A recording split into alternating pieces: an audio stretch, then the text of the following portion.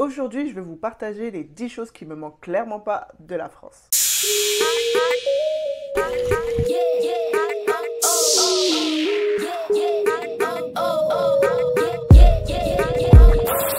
Le Canada, c'est ma deuxième expatriation. Et à chaque fois que je rentre en France, que ce soit pour un long ou court terme, je me dis, oh, on n'est pas si mal en France. Et sur certaines choses, je me dis, finalement, je pense que je suis mieux ailleurs. Donc alors, voici les 10 choses qui ne me manquent pas de la France.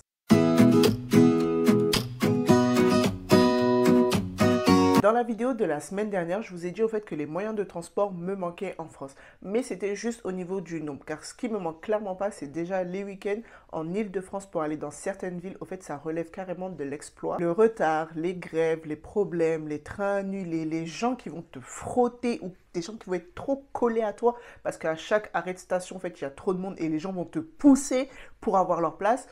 Non, ça me manque clairement pas.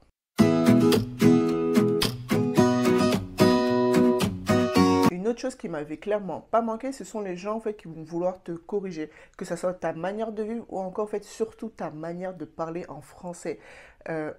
C'est bon, on va se détendre un peu la nouille. Surtout ce qui me fait le plus rire, ce sont certains Français qui sont au Québec, viennent corriger les Québécois qui parlent français.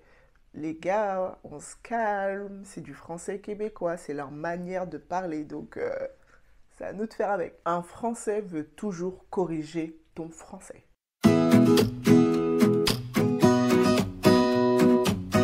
Les délais d'attente et les procédures administratives sont hyper longues. En plus, elles peuvent être complexes. Et pour juste une demande d'un simple papier ou bien alors d'une simple démarche, tu vas attendre 10 ans pour le faire. Tout simplement, on va te demander 10 000 papiers pour un papier ou une petite démarche que tu veux faire.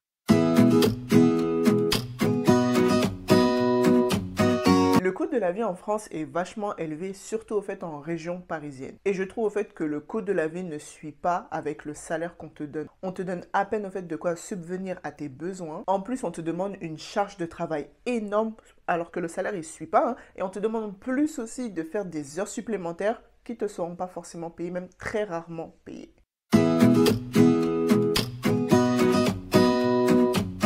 Trouver un travail sur Paris est de plus en plus compliqué. Je travaille depuis que j'ai 16 ans, donc maintenant ça fait 9 ans que je suis dans le milieu du travail et je trouve que sur Paris c'est vachement compliqué, même un petit boulot. En France, comparé au Canada, on te donne pas ta chance.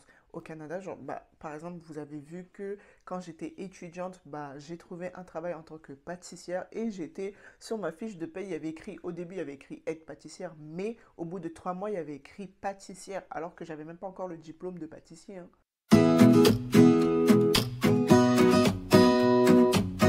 Ça aurait dû être mon premier point, même si je ne fais pas une ordre de ce qui ne me manque pas, quoi. Une grande partie des Français me fatigue, mais à un point, non, ça me fatigue trop. Ils aiment se penser comme un alpha, se sentir supérieur aux autres ou sur n'importe quel sujet qu'ils vont aborder. En plus, tout en étant condescendant et méprisant. Après, oui, je me doute que moi-même, en étant né là-bas, en ayant vécu la majorité de ma vie, je dois avoir quelques caractéristiques d'un Français.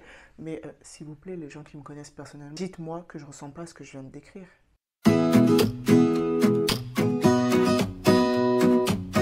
Se faire accoster dans la rue, c'est pas quelque chose qui va personnellement me déranger, je m'explique, ok?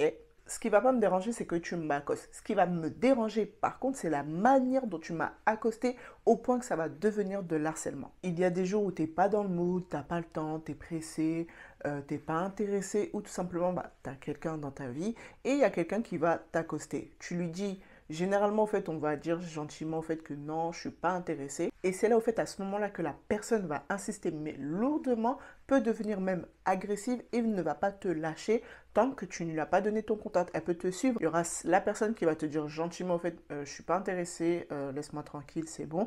Et l'autre personne qui va te le dire sévèrement, non, casse-toi. Que ça soit gentiment ou même méchamment, la personne, elle va t'insulter. Elle va t'insulter de tous les noms imaginables qui peut exister sur cette terre. Et parfois, ça peut même aller au point on t'agresse physiquement.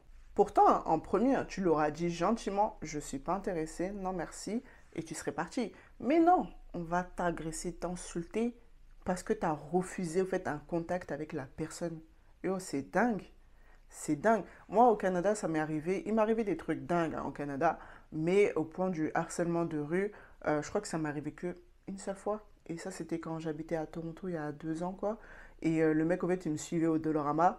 Et à un moment, quand j'ai capté qu'il me suivait même en dehors du Dolorama, j'ai dit juste le mot If you don't like me, I will call the police. Il m'a laissé tranquille.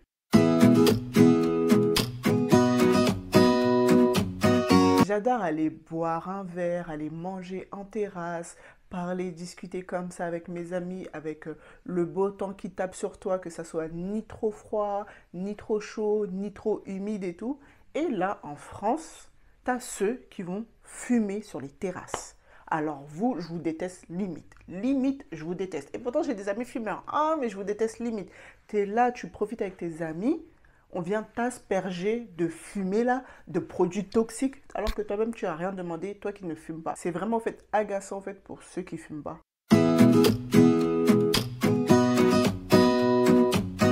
Une autre chose qui m'avait pas manqué en France, c'est le regard insistant que les gens ont sur la manière en fait, dont tu vas t'habiller. Depuis que je suis au Canada, en fait, je m'habille vraiment en mode je m'en foutisme, que ça soit aller pour faire des courses ou même pour aller faire du shopping, même si je suis pas quelqu'un qui va réellement faire du shopping. Je vais m'acheter des vêtements que si j'en ai vraiment besoin.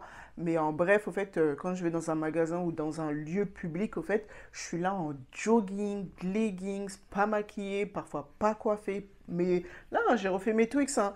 Mais des fois, je suis pas tuxée. Même, je vous fais des vidéos où je suis même pas retwixé mes locks. Le regard des gens, en fait, au Canada fait que les gens, ils n'ont pas le temps, en fait, de te regarder tout simplement.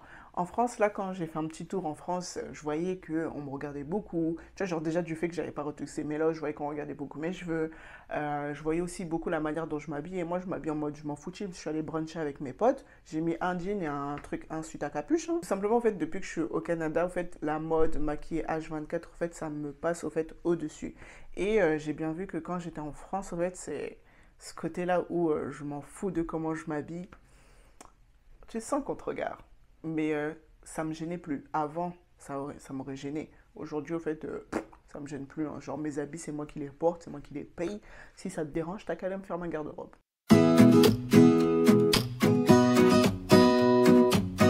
En regardant la France de là, en fait, j'ai l'impression en fait, que tout va mal. Que plus les années passent, plus au fait, tout va mal. Entre les bavures, les gens qui sont irrespectueux, le niveau de sécurité qui est en baisse au fait, chaque jour. En fait, tout simplement, ça craint là-bas là, en ce moment. J'ai vraiment en fait, l'impression qu'en fait, le pays, il bouge clairement pas. Et au fait que le pays te descend plus que n'est censé au fait t'élever. Voilà les 10 choses au fait qui ne me manquent pas de la France. Et vous, dites-moi au fait, qu'est-ce qui ne vous manque pas de la France ou alors de votre pays d'origine. Je tiens à rappeler au fait que c'est mon point de vue que je partage, mon expérience. Donc du coup, au fait, on n'aura pas forcément les mêmes idées, les mêmes pensées. Alors, je vous prie au fait de rester respectueux dans les commentaires et de respecter bien sûr mon avis parce que on est chacun des humains individuels qui pensent différemment. On peut avoir peut-être certaines choses en commun, mais on pense différemment, on vit les choses différemment. Donc, peace. Hein. En tout cas, c'est la fin de cette vidéo. Nous, on se dit à très vite. Peace.